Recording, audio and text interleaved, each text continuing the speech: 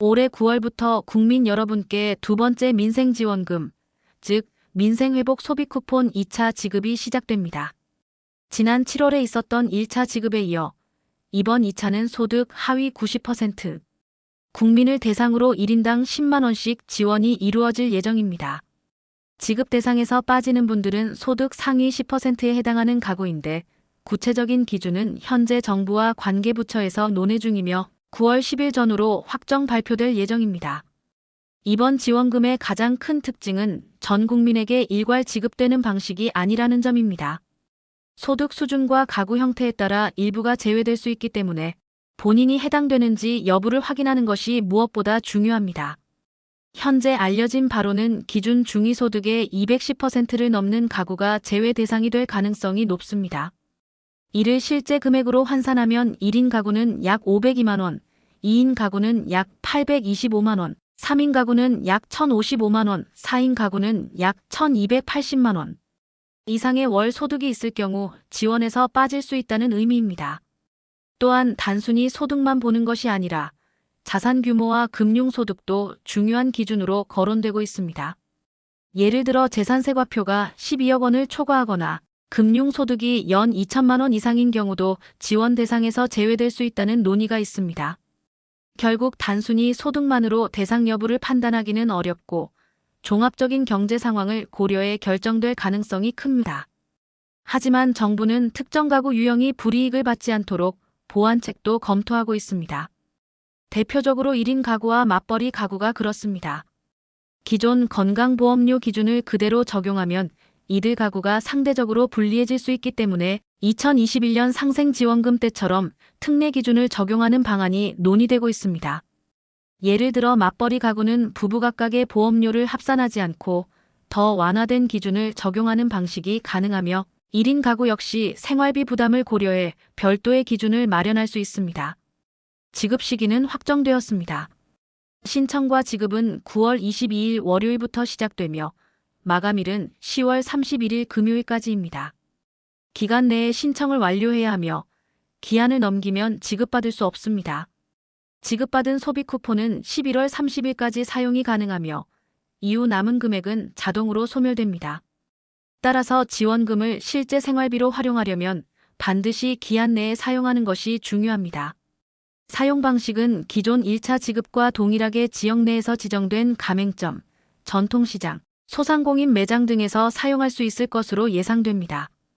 정부는 대형마트나 백화점처럼 소비 여력이 높은 계층이 주로 이용하는 업종보다는 서민, 경제와 직결되는 업종에서만 사용할 수 있도록 제한을 두고 있습니다. 이렇게 해야 지원금이 단순 소비를 넘어 경기 활성화와 골목 상권 회복으로 이어질 수 있기 때문입니다.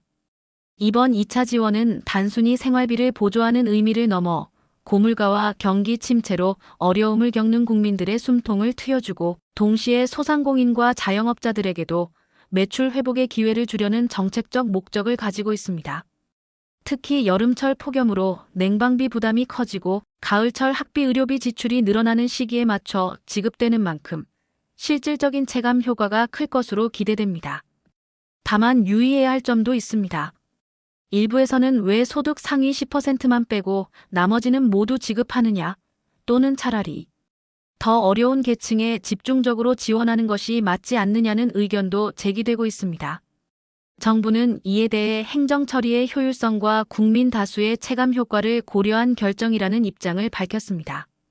즉, 선별 기준을 지나치게 좁히면 행정 비용이 늘어나고 지급 속도가 늦어질 수 있기 때문에 상위 10%를 제외한 대다수 국민에게 신속하게 지급하는 것이 현실적인 대안이라는 것입니다.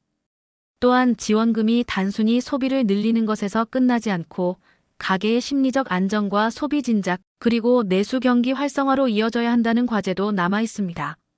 그렇기 때문에 정부는 이번 지원금 사용처를 더욱 확대하는 방안을 검토하고 있습니다. 통신비, 차량 연료비, 전기가스 요금 등 생활 필수 지출에도 활용할 수 있도록 범위를 넓히려는 움직임이 있습니다. 만약 이렇게 개편된다면 지원금의 체감 효과는 훨씬 커질 수 있습니다.